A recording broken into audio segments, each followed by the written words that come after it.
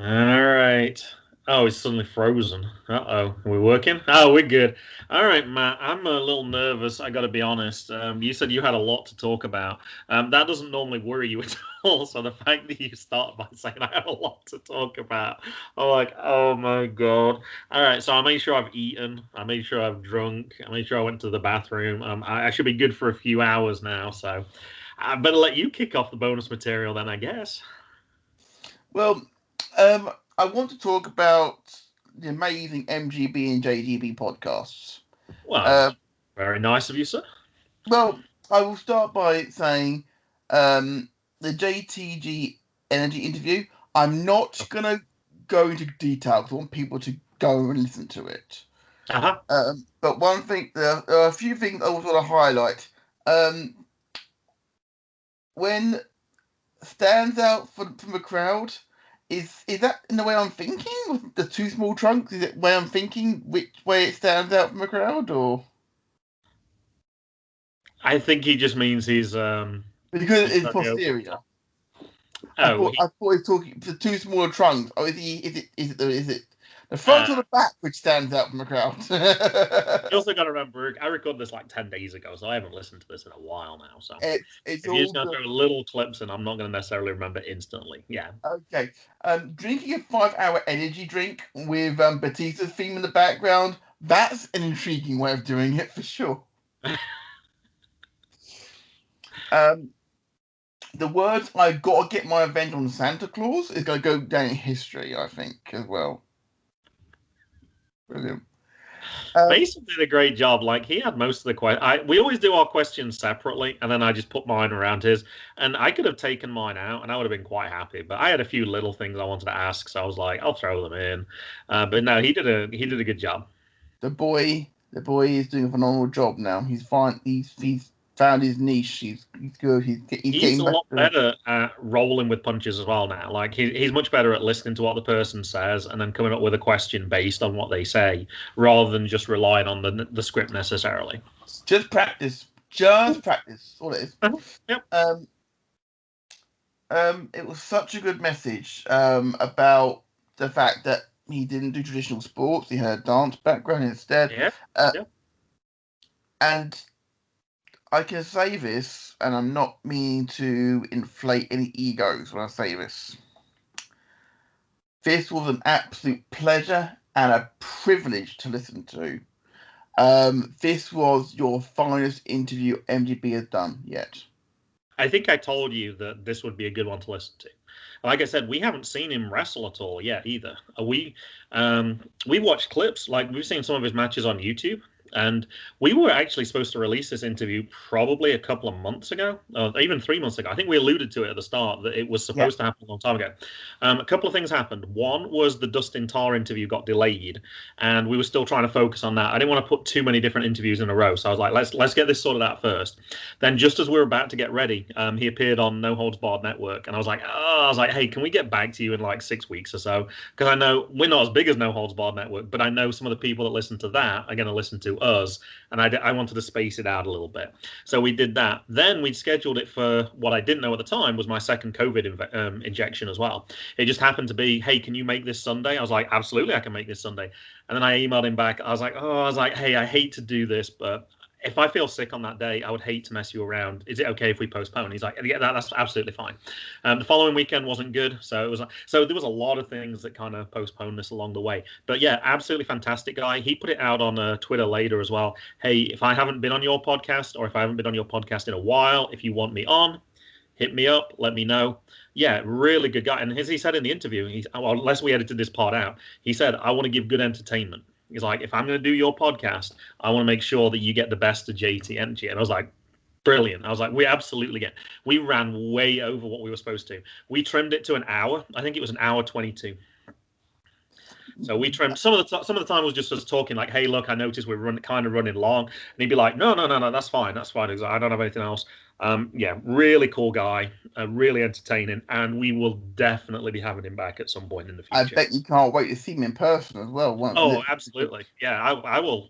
I will definitely. And this might have been off air as well. I don't remember. He talked about the Field of Dreams, because I was talking about where are you in Iowa exactly? Because I was trying to. Because I said I've been to the Field of Dreams, trying to get my mental map, and he explained that. And apparently they might be trying to get a wrestling event at the Field of Dreams. Now the farm people might not even permit it, so I don't think. I think they're at the very very early stages right now. But I'm like, if you have an event at the Field of Dreams, I will definitely be trying to get to that one. It's a good drive, but yeah, that's my favorite thing. I and everybody out there listening and watching this will want a full review of that on MGB Grand. Oh, So that would definitely be one. Yeah, that would be an obvious. Yeah, absolutely. Yeah, we can't wait to go see him as well. right, okay. So guys, go and check out MGB from this past week. It was phenomenal. And obviously check out MGB on Monday as well because it'll be equally awesome, no doubt. Now to As the long as we meat. don't get blocked by Twitter, we're going to be reviewing the 3 matches from the Wrestler Suicide. Right. That's for you, Max. Right, okay. Now, I missed last week's JGB in detail, so I've gone back and watched and listened. Well, watched it is loose term because it's the podcast on YouTube. Was it Helms? I can't remember which one it was. Was the one 2 weeks ago Hurricane? No, one that was last week. Sorry, last week and this week's episode. So last week it was Sheamus. Oh, Sheamus, of course. Yes. And it was very, very enjoyable, as it always is, because Jackson's full of facts. I love Jackson; he's full of facts. Uh-huh. But I wanted to clear up a few things with you. Okay. And by a few, I mean 20. Right. Okay. Across the 2 episodes. Okay. John Cena's used a top rope leg drop since 2009. Okay. He goes to the top. He said, "I don't go to the top rope." That's how he actually hurt himself at SummerSlam, and then came back in Survivor Series before he lost the title to Sheamus at TLC. They've not held a lot at AT&T. They've held a Rumble 2 years prior to 2009 and held the 2018 Hell in a Cell, but not a great deal apart from that, to be fair. No pay-per-views anyway. Yeah. You talking about the cameras in the front row, disposable ones? Yeah. Bear in mind, iPhone came out 2 years before that, Graham. So I'm not surprised because they were still really expensive at that time. So I'm not at all surprised they were using those. Yeah. The reason he threw Sheamus back in the ring was because you can't do the 5-knuckle shuffle on the outside. Okay. Spag announce tables, since they started breaking them, 14,782. You just made that figure up. That's way too high. I can do math quicker than that. I know estimates, so that's too many. But I can give you an actual stat. You were saying about how people haven't been putting people through announce tables since COVID. Lana went through 10 weeks in a row, remember? Oh, I guess so. Yeah, I don't necessarily really watch Raw that much. I watch highlights. No, so. but everyone knows about Lana going through 10 weeks in a row. I didn't necessarily notice it was the announced table. I just thought it was. If you'd asked me, I'd have thought some of them was just a regular table. I guess I have a poor memory for that. Now, this is the thing you see. When Cena gets pushed off the top rope, you see Sheamus fall down to the floor. Sheamus actually landed on the table. He was supposed to go through at the same time, but it didn't break. So Cena lost the title. Sheamus was supposed to chase the title into Rumble and to Chamber, where Cena would lose the title to Batista after the Chamber. That's why Sheamus lost the title at the Elimination Chamber, and Triple H then fought him at Mania. It was supposed to happen away. It didn't. Accidents happen. Yeah. The entire booking got changed because Sheamus didn't go through the table. That's what it kind of focused on Sheamus, because to see him through the table, and he wasn't. It was a big mistake. I'm not sure if your English or American accent is worse, Graham. I'll be brutally honest. What does that mean? Well, you tried doing an American accent, and then you tried doing talk about arse and ass. I'm not sure. I was say you're talking about things I recorded over 2 weeks ago. You got to give me more clues than that. It was Eric Rowan who faced The Rock at WrestleMania 32 in 6 seconds. Well done, Jackson. the Nintendo Wii, thank you for the gaming reference, Graham, by the way, hasn't been relevant in 7 years. So It was nice how we were talking about Eric Rowan, and then JT Energy talked about facing Eric Rowan. I was like, oh, that's I love it when things like that happen. That was great. it's lovely. I accept Jackson's challenge for a double tap challenge as well. By the way, there's no rules in that either. So if you want to give me the 10 bounties to the chest, you can do so. AJ Lee was involved in a craze love square with Daniel Bryan, Kane, and CM Punk at one point. Wow, yeah, I didn't. Yeah, it wasn't good. Wasn't good. Less love square, yeah, it's definitely more than normally a triangle. So yeah, yeah, yeah. I actually had to think it's three of them, so it's a triangle, but no, it's her as well, so it's a square. yeah. Ryback, you were talking about the two people you didn't recognise in the 2-on-1 handicap match as well. That was the point in time where to get people over, they were putting people in squash matches on pay-per-view unannounced. It wasn't popular. Fans hated it. Yeah. Hated it. Right, okay, episode 14. This was this week's. So this is the one that just came out. Well, as we're recording yesterday, I guess. Yeah. Yep. More Jackson snack time, please. All right, this is Tommy Dreamer, right? Tommy Dreamer. More Jackson snack time, please. No. Oh my gosh, that boy makes so much of a mess. It's not even funny. We were having movie night last night, and there's popcorn all over the floor after it. I was like, how do you miss your mouth? I just don't know how you do it. He's 6. He's 7, but we had that discussion. Damn it, you idiot, man. Right, okay. Christian's return, when he returned in ECW this year, it was not good. Because when he returned, his music played and he walked down to the stage, and all you hear is the commentator saying, "It's Christian." Like that. Mm-hmm. It was like, "Oh my God, Christian's back." It was really, really not well done at all. And it was not good. Are you talking about, which year are you talking right now? 2000 and it'll be 2009. Yeah. Okay, you did say ECW. Okay, all right. Yeah. I thought you were then talking about AEW. No. You get them mixed up. Okay, all right. No. You Well, they got the Comeback of the Year award. I think that's why we're talking about it. Oh, you talked about him. The Comeback of the Year, it was good, but the actual day he re-debuted was terribly done. It was terribly done. I understand the difference. Right, Raven versus Tommy Dreamer. That is not suitable for Jackson. Did you watch it? Yes, when it first happened. It was perfectly suitable. Which parts weren't suitable? The entire rivalry. We didn't watch the entire rivalry. We watched one match. That's why I'm asking. Did you see that match? We provide links in the comment in the thing so you can go watch them. That match is probably it's probably the least bad one, which is a bad choice of word probably. But I'm sorry, I don't think that is suitable for Jackson, in my personal opinion. I watched it ahead of time. There was nothing bad in it at all. I knew what type of thing could be on, and I knew what thing was actually in, and it was just fine. There was nothing over the top in that at all. What are we going on? Big Show pinned someone in a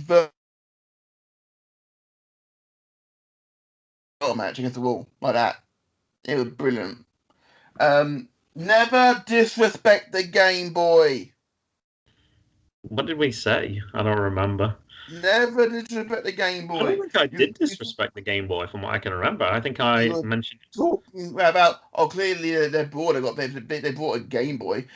You didn't think Jackson knew what one was? Of course he knows what he is. What one is? It's fine. Raven has a thing about wearing kilts. Oh, okay. In fact, during his last WWE run, he actually wore like a metallic sort of material kilt with trunks underneath. It was weird. It was either that or jorts, one of the two. You should have asked me about the storyline for this, though, Graham, in general. I hope the camera's picking up me rolling my eyes right now. Yeah, I did. The storyline, Graham, if you had asked me about it, I could have told you what was going on ahead of time. Raven's girlfriend was having an affair with Tommy Dreamer. Sometimes it's better just to watch and then try and figure out what actually happened. Yeah, Try and see if you that's can work why back. he gets the pile driver. This is JGB. This is not the Matt JGB. This is Daddy and JJ. I know, but I've offered you advice on certain matches, and you've not gone with it. So we have put posts asking for recommended matches for the last 2 weeks, and you haven't posted a single entry in response to either of them. So, and if I may, Mag suggested several ones. I'm not going to go with those ones. So I'm like, well, what the point of asking then? So what's the point of me posting anything if you're going to ignore suggestions? And I gave a good reason why I didn't go with them as well. So it wasn't like I was just ignoring them. Right. Well, okay. Well, we'll move on now to Previous week we had 3 suggestions and we took one of them because it was a good one. But it's got to appeal to Jackson as well. It's got to be relevant for the. Sometimes the story kind of comes together with these kind of nicely. It sounds like you got a few more things to say, so I'm gonna back off for a second. But I was easily. It's about the RVD Tommy Dreamer match for the Hardcore and Intercontinental Championships. Yeah. First of all, the fans were not happy about this. Oh well. But before we get to the match itself, you mentioned about the Hardcore title belt having a street sign, basically, I believe, on it. A license plate, I think it was. Yeah. Well, that happened after because the Hardcore title belt wasn't in the best of shape when the brand expansion happened. In fact, once JBL, who was Bradshaw at the time, won the Hardcore title, he retired the belt because it broke. And he debuted a Texas Bull plate, and then when Tommy Dreamer won it, he produced this one and stuck with it until the end. Yeah, but that was another reason for picking that match, though, because I didn't know that story at the time. I was like, once I figured out that, and the fact that RVD had just been announced in the Hall of Fame as well, I was like, oh, come on, I have to pick that match. Like, there's no way I cannot pick that match at that point. Yeah, the RVD and Dreamer, long-standing friends. That's why the handshake at the beginning, because they were really, really good friends before. The belts were being unified because it was going to be a 1 singles belt and 1 tag title per show thing. Gotcha. Women's title on Raw, Cougar on SmackDown, and that's it. It didn't work. 8 months later, Intercontinental title was back, as was the US title.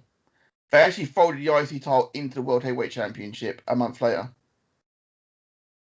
Wow. It didn't go down well. Fans really went postal on it. And the last thing is, you actually are right about the sledgehammer from Triple H. He does normally safely swing the hammer, usually holds on to it with one hand, with one exception. That exception, I am begging you, do not show Jackson. Okay, well, the only other thing you've ever told me don't show something to, and I haven't, was, I believe, the Katie Vick storyline to Mason. I think Mason's mature enough now to see that, but I'd rather think that Peacock might be cutting that from their history. Although that'd be kind of hard because that's the whole angle for one entire pay-per-view match. Which is actually the unification match for the IC title and the World Heavyweight Championship, actually, ironically. Triple H, in 2006 at Unforgiven, in a 3-on-2 Hell in a Cell match, it was DX versus Shane McMahon, Vince McMahon, and The Big Show. Actually, it's a brutal match. Blood everywhere. It's really, really good match. If you like that sort of blood and violence, it's great for it.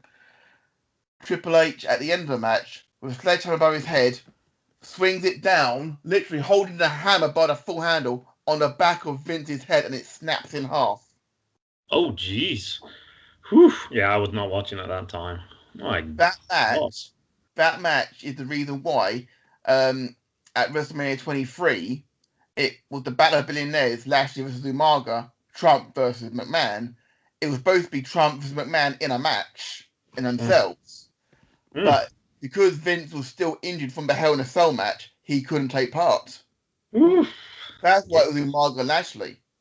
Yeah. Otherwise, we've seen Trump in an actual wrestling match. I think we were spared something there, to be brutally honest. Is that it for JGB 14?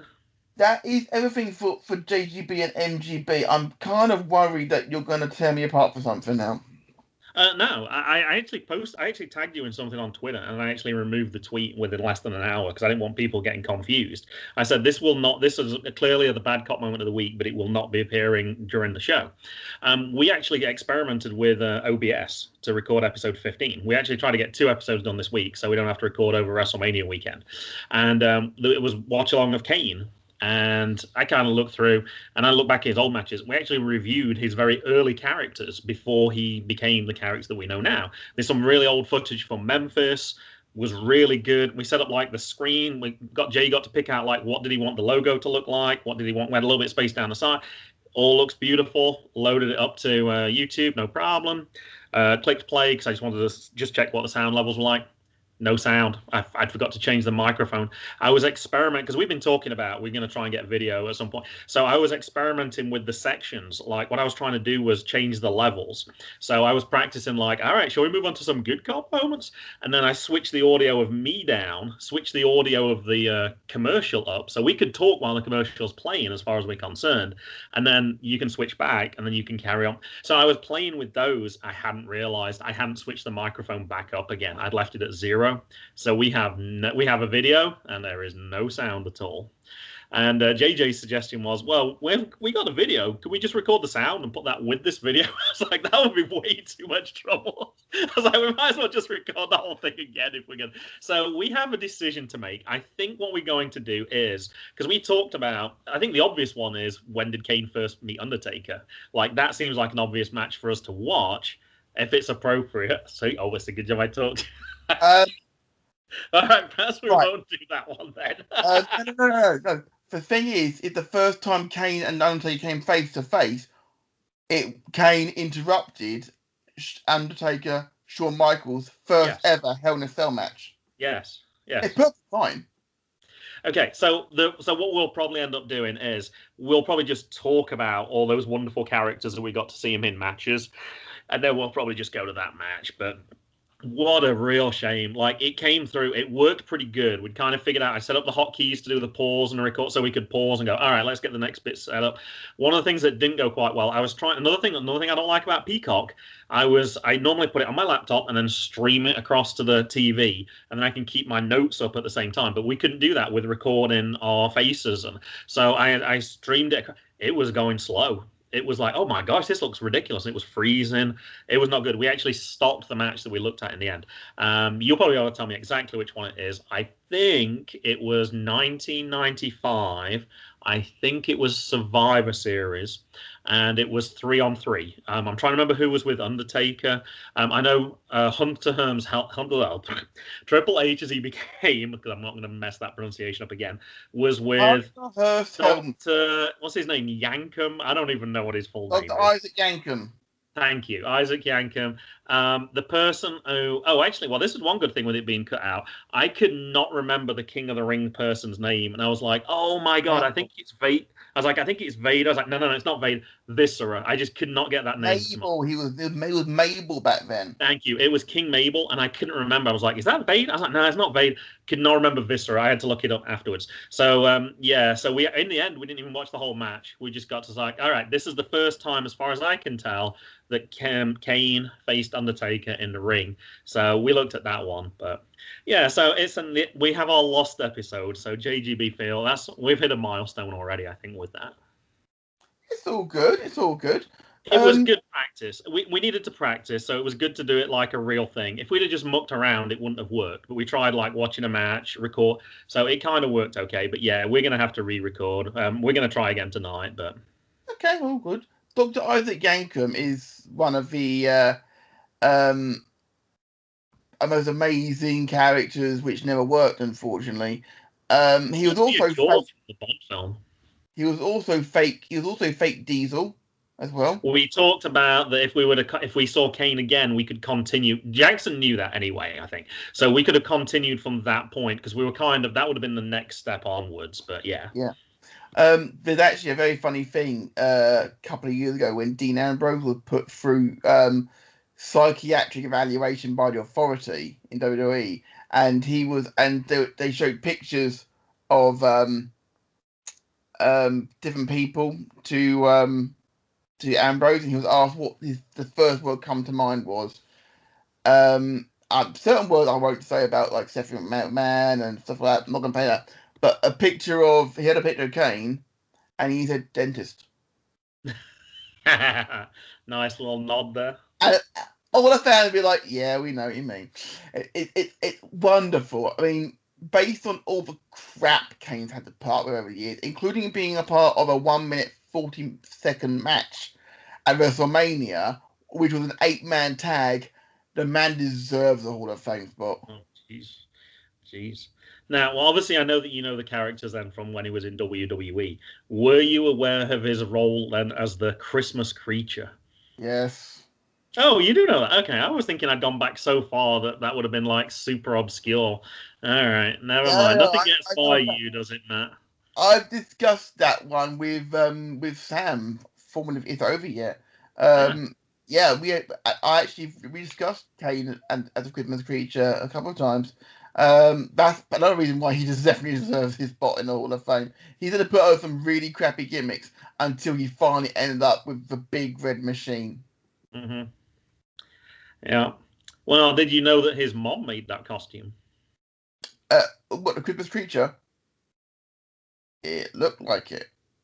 Oh, you meanie. The comment I saw on YouTube for that match was everyone was doing Christmas puns, but Candy Cane was a really good Christmas pun for that one. I like that. It's so amazing how amazing Kane was. I mean, we think about it, he started life literally with such terrible roles, and now he's a Hall of Famer. He's a very successful politician as well now, to be really honest. Yeah. And you know, I'd rather he wasn't a Republican, but he is what. But he seems to be one of the few ones that I can actually like, which is rare. but it's amazing that when you think about it, he's only been a one-time WWE champion, and he held it for 24 hours. Mm-hmm.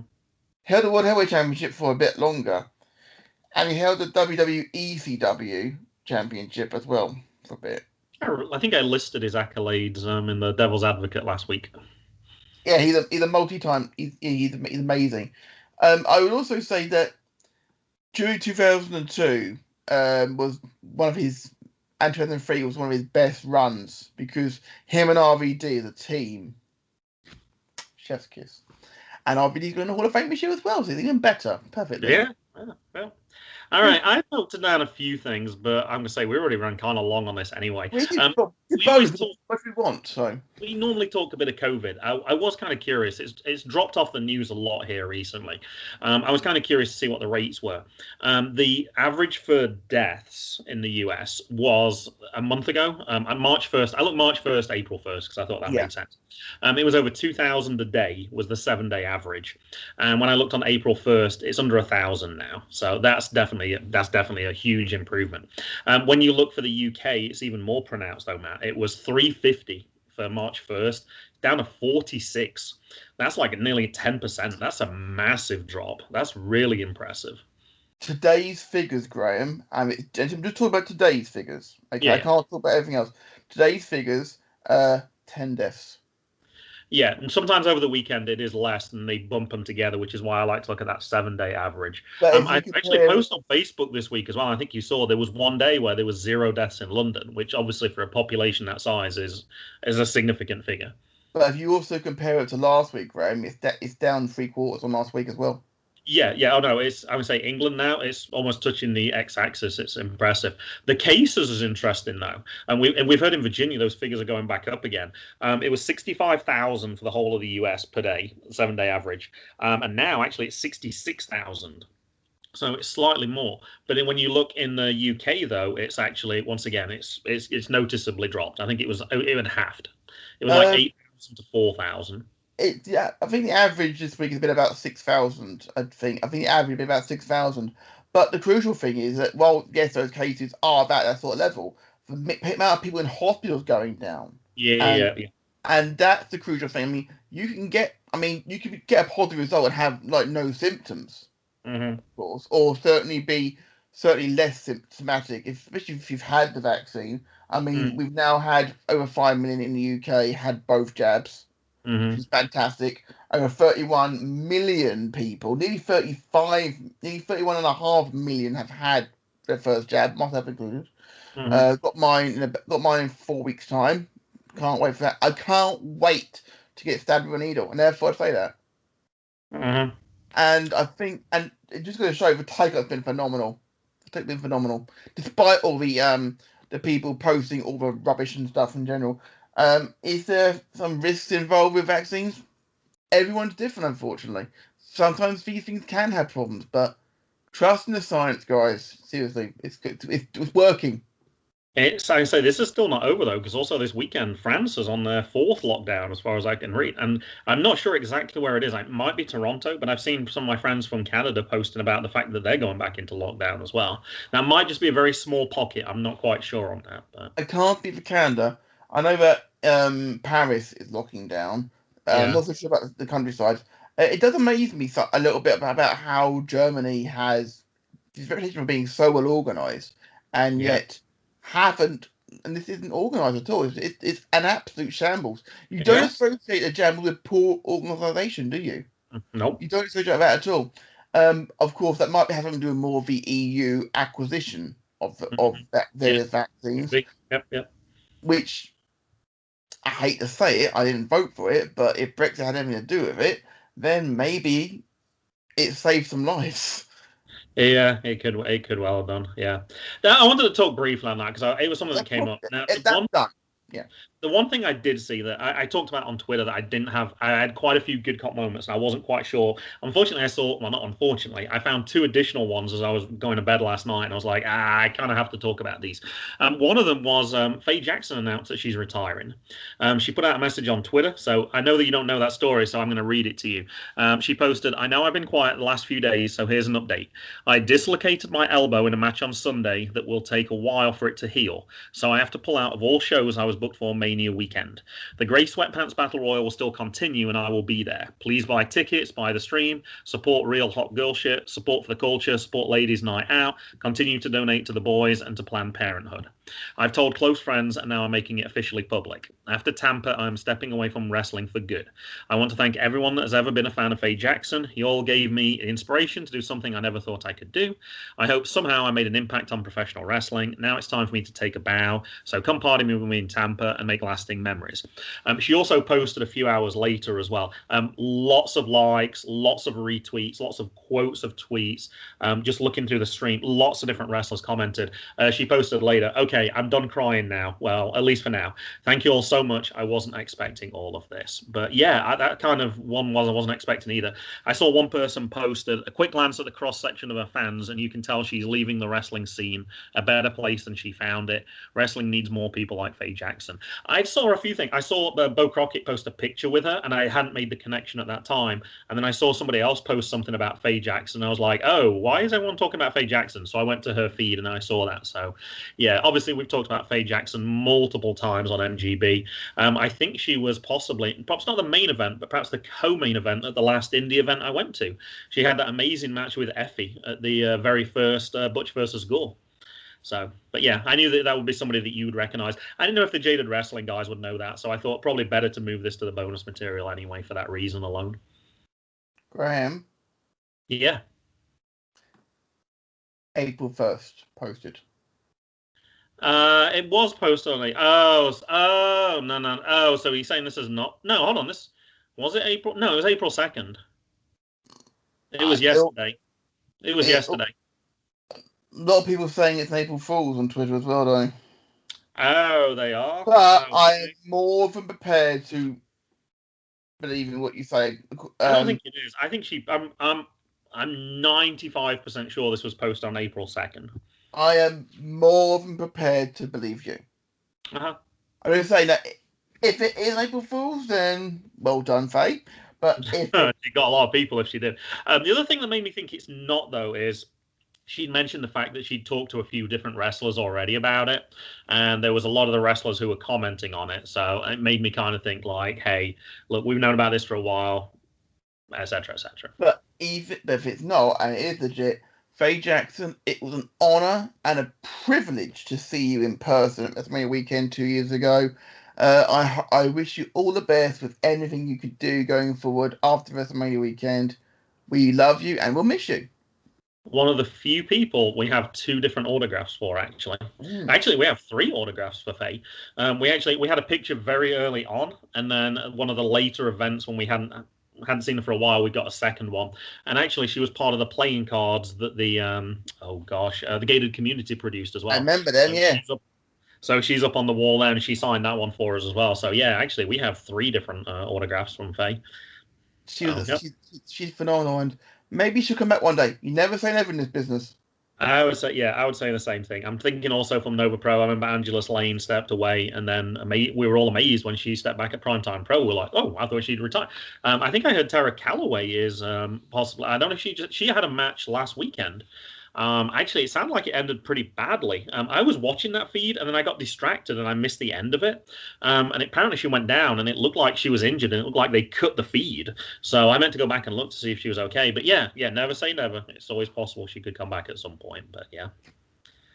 All right, we should probably wrap this up, right? It's like one of the longest bonus material we've ever had. But that's why this is bonus material. Yeah, we're back, guys, next week, WrestleMania weekend. Oh, we haven't thought. We can talk about it off air, but we're actually recording on Sunday. We're doing the bonus material on the Saturday and putting that out on Saturday as normal. So we got something to put out on Saturday, and then the actual show on Sunday, which is what we do now. But we have the option. It's gonna be a very busy weekend because we've got a lot of stuff. We've got a lot of stuff to cover. Guys, stay safe out there, and we'll see you next week for WrestleMania weekend, both on Good Cop, Bad Cop, and a bonus material here on the Good Cop. On a Good Cop, Bad Cop YouTube channel. We're out of here. Boom.